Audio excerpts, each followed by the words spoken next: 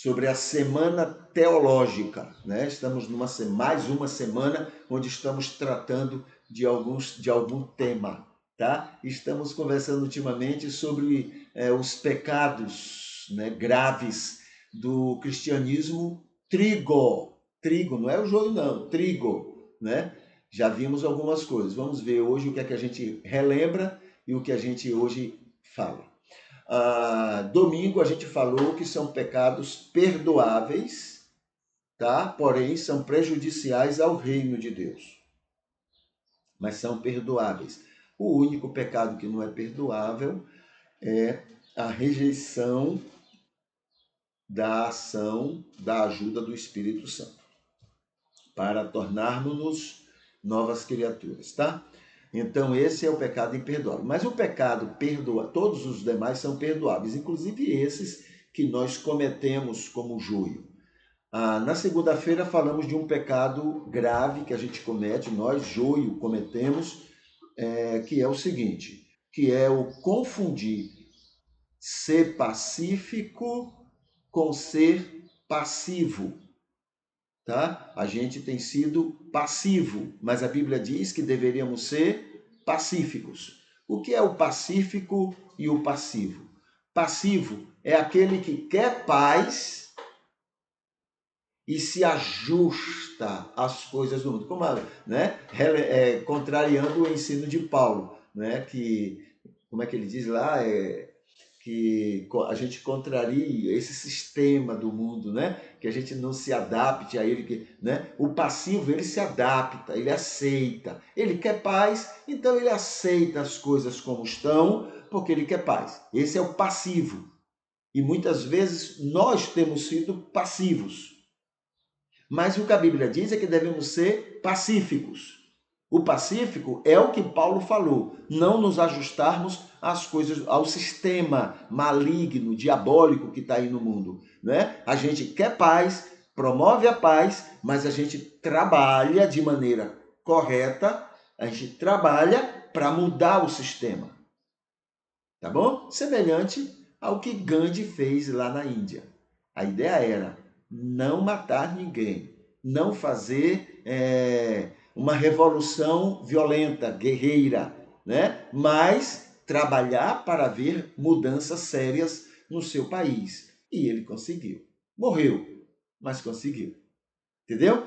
A mesma coisa é o que a Bíblia ensina. Esse é ser pacífico. Gandhi era pacífico e não passivo. E nós, cristãos, joio, temos sido passivos. A gente tem aceitado as coisas. Então, mas não está doendo em mim, mas está doendo em outros. E eu tenho que também sofrer com o que dói nos outros. Eu tenho que querer a paz, porém, trabalhar para que o sistema seja justo com todos. Tá bom? Esse é o primeiro pecado que a gente comete. O segundo pecado, falamos ontem, é aceitar a liderança espiritual do joio. O joio, ele está sempre dirigindo o cristianismo. Ou ele é a própria liderança, ou ele é aquele grupo que está forçando a liderança a fazer o que ele quer. Tá? Ele força, ele cria situações, ele é violento, ele gosta de briga, ele gosta de confusão, ele gosta de grupinhos, entendeu? O joio é assim. Então ele cria essa situação para que a liderança faça o que ele quer.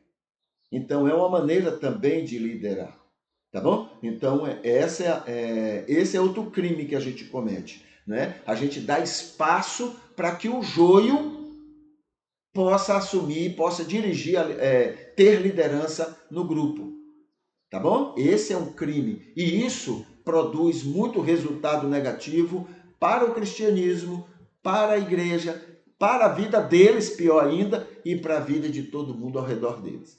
E nós, joio, permitimos, nós, joio, nos acomodamos, a gente não atua para mudar essa situação, tá bom? Hoje a gente lembra o seguinte, não tem Jesus como pedra de esquina. Esse é outro crime que a gente comete. Por isso, levados pela liderança mal intencionada do joio, acreditam que Jeová, do Antigo Testamento, aquele Jeová que não tem nada a ver com, quer dizer, o Jeová que Moisés entendeu não tem nada a ver com o Deus que Jesus ensinou, né? A gente acredita que Jeová, com sua maneira vingativa e violenta de ser Deus, é o mesmo Deus pregado por Jesus. A gente fica achando, não, é a mesma coisa, só que Deus mudou. Ele antigamente era assim, agora é assim. Antigamente ele ensinava, né? Olhe, olho por olho, dente por dente, mas agora com Jesus ele disse, não, amar até o inimigo. Deus não muda, mas a gente gosta de acreditar que aquele Deus que Moisés entendeu é o mesmo Deus que Jesus ensinou. E não são totalmente diferentes. Já o Deus de Moisés dizia, Moisés, entra lá e mata todo mundo. E o Deus de Jesus diz, não, pode até entrar lá, mas ame, seja luz, seja bênção para aquelas pessoas. Radicalmente diferente.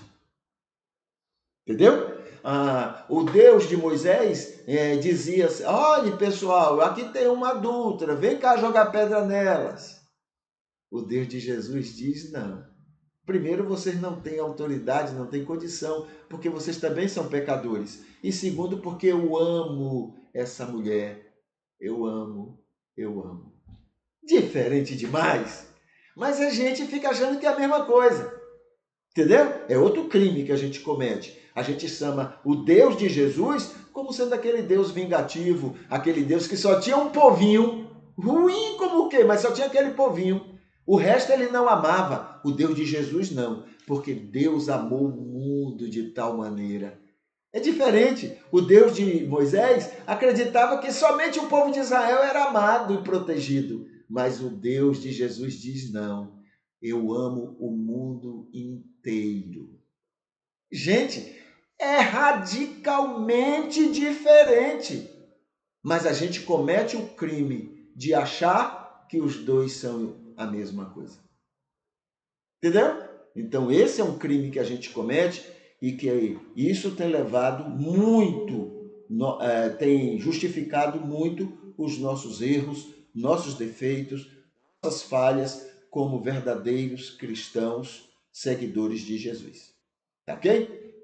Então, isso é o que a gente lembra hoje.